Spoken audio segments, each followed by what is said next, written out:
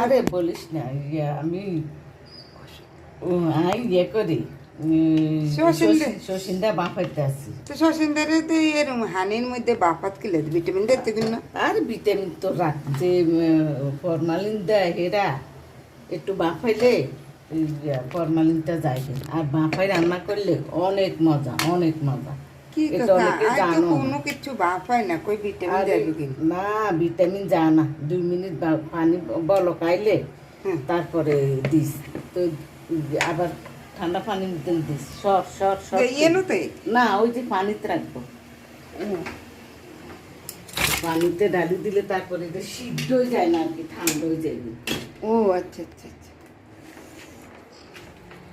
তাহলে কষাই রান্না কে পরে কষে রান্না করি আর কি।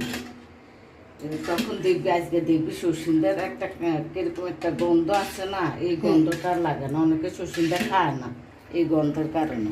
শশীন্দা তো দেখছো শশিন্দা ফাঁপালে শশিন্দা কালার কি সুন্দর হয়েছে মনে যেন এখন একটা নীলপরি আকাশ থেকে নামলো। ও সাকিব শাহনে তো শশীন্দা খাইতে চায় না কোন তরকারি এইভাবে রান্না করি তখন খাইবো দেখবি। ও আসলে কালার কি সুন্দর কালারটা সুন্দর হয়েছে না।